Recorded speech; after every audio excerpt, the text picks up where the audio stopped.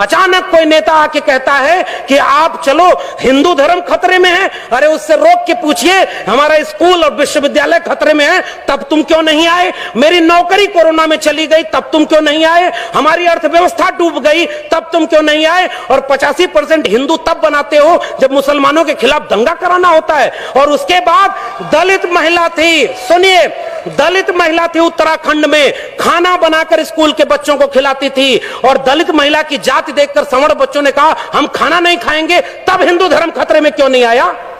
यह मेरा सवाल है। उस महिला की जाति देखते हो क्योंकि वो दलित है इसलिए हम खाएंगे नहीं? पूछिए उन लोगों से 2 अप्रैल के भारत बंद के दिन वो लोग कहां थे जो केंद्र से लेकर के राज्य में सत्ता में बैठे थे और दलित सीटों पर चुन करके गए थे?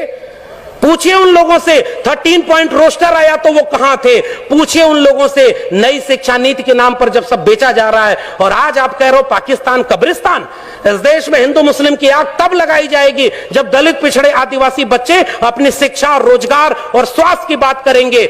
आज इस देश में एक दलित को राष्ट्रपति बना दिया गया और हाथरस में बेटी को पेट्रोल डाल के जला दिया, तब उस राष्ट्रपति की क्यों जबान खोली? यह सच पूछना जरूरी है। और आपने मुझे आमंत्रित करने का जोखिम लिया था, मैं अपना काम करके जा रहा हूं।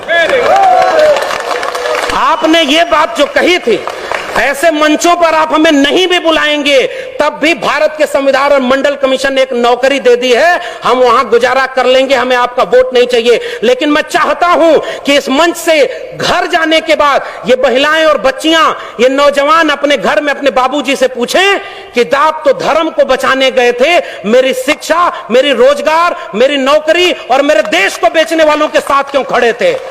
ये सवाल आपसे पीढ़ियां पूछेंगी। मैं जानता हूं कि मेरी बातों का कोई असर नहीं होगा, पता नहीं अगली बार आप बुलाएंगे भी कि नहीं बुलाएंगे। लेकिन मैं ये बात कह के जा रहा हूं, जंगल में आग लगी, चिड़िया पानी डाल रही थी और कुछ चिड़िया उस पेड़ से उड़ नहीं रही थी। कविता लिखी है कि आग लगी इस वृक्ष को, जलने लागे पात, उड़ते क्यों नहीं पक्षियों जब पंख तुम्हारे पास? उन पक्षियों का जवाब ध्यान से सुनिएगा, फल खाएं इस वृक्ष का, गंदे कीन्हे पात, धर्म हमारा यही है, जले इसी के साथ। आपके लोग आपको छोड़ करके जो चले गए अपनी सत्ता और कुर्सी के लिए, बाबा साहब के सबसे अच्छे वारिस, सबसे बड़े वारिस ने एक किताब लिखी है, उसको पढ़िएगा, चमचा युग। उस किताब में कई किस्म के चमचे लिखे हैं। 1932 में पूना पैक्ट, आज लोग कहते हैं गांधी बनाम गोडसे, गोडसे की मूर्ति और गोडसे के नाम पर इस देश में दंगा। बाबा साहब ने कहा, और यह बात हमें समझनी चाहिए, अपने पुरखों का केवल नाम लेके फोटो पर माला चढ़ा रहे हैं, नौजवानों की पीढ़ी को समझाइए, नहीं तो कल को आज रामायण देख रहा है टीवी पर, कल राम मंदिर बनवाने चला जाएगा, आपका घर लुट जाएगा, वहां आप खड़े हैं। तब डॉक्टर अंबेडकर रोए थे, पूना पैक्ट जब करके आए। गांधी को 3 गोलियां मारी थी उन लोगों ने जो आज शासन कर रहे हैं। वो हमसे कहते हैं हमारे पुरखे ने गांधी की जान बचाई है, उन्होंने 3-3 गोलियां गांधी के सीने में मारी है, हम वो लोग हैं। और आखिरी बात कह के जा रहा हूं, इस देश में बहस चला रही है ये गांधी बनाम गोडसे, आप गांधी के साथ हैं कि गोडसे के साथ हैं?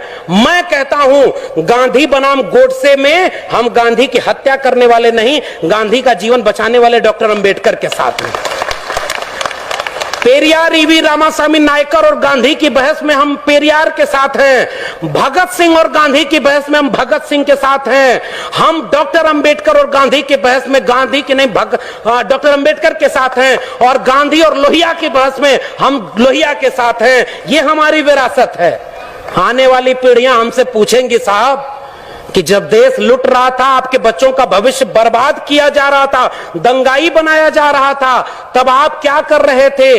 वो जो चिड़िया जंगल में आग लगी थी ना, तो चोंच से पानी भर के उस आग पर डाल रही थी। एक कुर्सी से बिक करके हम चमचे हो गए। मान्यवर साहब की बात कर रहा हूं, अपनी बात तो कह भी नहीं रहा। मान्यवर साहब ने कहा कि कई किस्म के चमचे हैं, उसमें ओबीसी चमचों की भी बात की गई थी। कुछ ओबीसी लोग ऐसे भी थे, मुख्यमंत्री कुर्सी चली गई और घर जब गंगा जल से धुलवाया गया तब उनको समझ में आया, अरे हम तो अगड़ा समझते थे, ये तो पिछड़ा है।